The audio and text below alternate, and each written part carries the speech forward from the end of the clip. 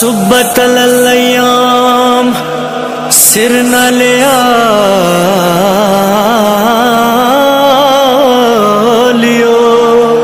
بابا. قال رسول الله صلى الله عليه وآله وسلم من حج فزار قبري بعد مماتي كأنما زارني في حياتي ومن زار قبري وجبت له شفاعتي نرى الصلوات. যাই হোক, সংক্ষিপ্ত সময়ের মধ্যে আমি মহান নবী করিম হযরত মুহাম্মদ মুস্তাফা সাল্লাল্লাহু আলাইহি ওয়া আলিহি ওয়াসাল্লাম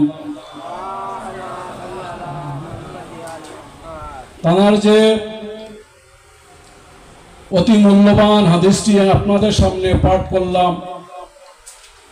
আইজানে মুহতারাম, আপনারা সবাই ভালোভাবে জানেন যে আজকের অনুষ্ঠানটি কিসের জন্য আয়োজন করা হয়েছে।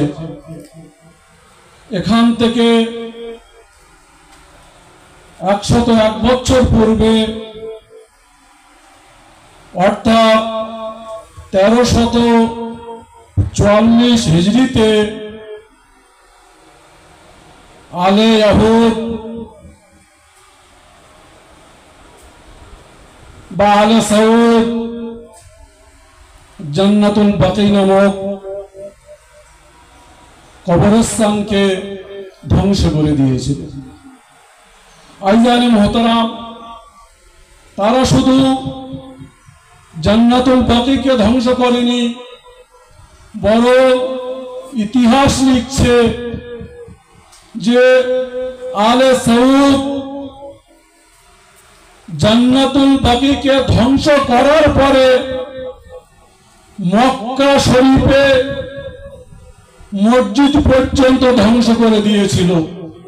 এবং ইতিহাস এটাও লিখছে যে তারা এত হিংস্র পশুর ন্যায় ছিল, মসজিদ ধ্বংস করার পরে মানুষকে এমন ভাবে হত্যা করতে লাগলো, যদি কোনো শিশু তার মায়ের দুধ পান করছে সেই অবস্থায় তাদেরকে হত্যা করা হলো।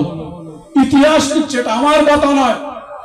তো আজিজানে মুহতারাম, আমি যে হাদিসটি আপনাদের সামনে পাঠ করলাম তার মাধ্যমে মহান নবী করিম বলছে, যে ব্যক্তি হজ করতে যাবে, ফামান হাজ্জা, যে ব্যক্তি হজ করতে যাবে, ফাজারা কবরি, এবং তারপরে আমার কবরকে জিয়ারত করবে, বাদা মামাতি, আমার মৃত্যুর পরে আমার কবরকে জিয়ারত করবে, ফাকান্নামা, তার উদাহরণ হলো এমন যেমন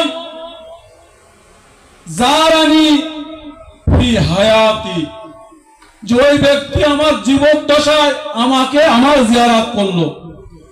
ওমান জারা কবরি, এবং যে ব্যক্তি আমার কবরে জিয়ারত করবে,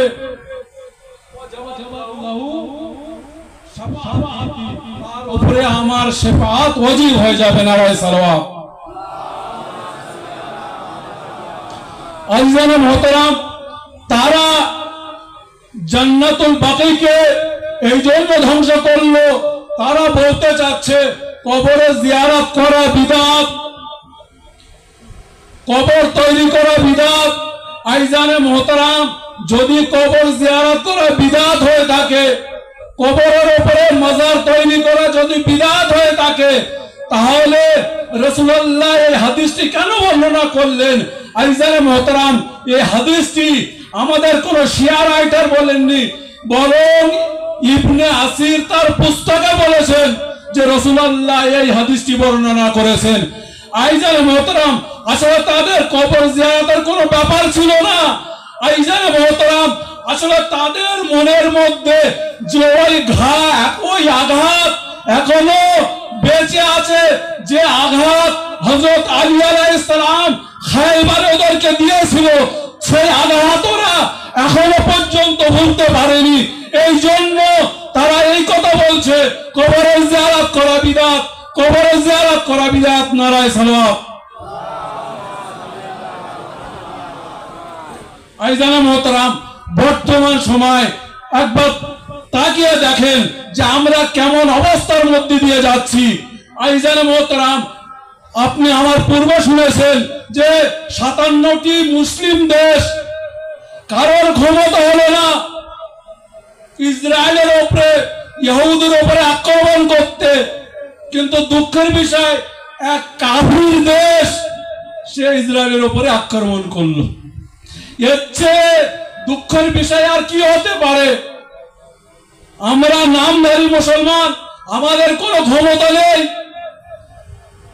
যে আমরা যেদিক ফিরে নামাজ পড়ি, হয়তো কিছুদিন পরে তারা আমেরিকার দিকে ফিরে নামাজ পড়বে, ইসরায়েলের দিকে ফিরে নামাজ পড়বে। তাদের কেবলা, তাদের ক্ষমতা নেই যে ইসরায়েলের বিরুদ্ধে কোনো কথা বলার। আইজানে মোহতারাম, ইরান এমন একটি দেশ, তারা সর্বদা মজলুমের সঙ্গে দেয়। আর তারা এই শিক্ষা কোথা থেকে পেয়েছে? আইজানে মোহতারাম, তারা শিক্ষা ওই কারবালা থেকে নিয়েছিলেন, ইমাম হোসেন আলাইহিস সালাম থেকে নিয়েছিলেন। তারা এটা জানে যে ইমাম হোসেন আলাইহিস সালামের দিকে অল্প সংখ্যক মানুষ ছিল, তারপরে ইমাম হোসেন আলাইহিস সালাম ইয়াজিদ বাহিনীর বিরুদ্ধে লড়াই করতে পিছপা হননি। অর্থাৎ ইমাম হোসেন আলাইহিস সালাম আমাদেরকে এই শিক্ষা দিয়েছে, যদি হকের উপরে থাকো তাহলে তোমার সামনে যদি পাহাড় পর্যন্ত থাকে, যদি হকের উপরে থাকো সে পাহাড় পর্যন্ত চূর্ণ বিচ্ছিন্ন হয়ে যাবে। নারায়ে সালাওয়াত।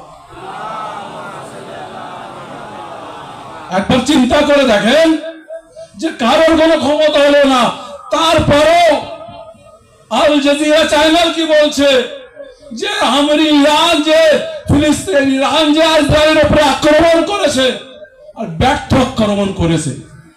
আইজানে মোহতারাম, আমার প্রশ্ন এটাই, যদি ব্যর্থ আক্রমণ হয়ে থাকে, তাও তো আক্রমণ শব্দটা সে বলছে যে শিয়াদের আক্রমণকে তারা সহ্য করতে পারছে না, কেননা তাদের অন্তরের মধ্যে ওই আঘাত এখনো বেঁচে আছে।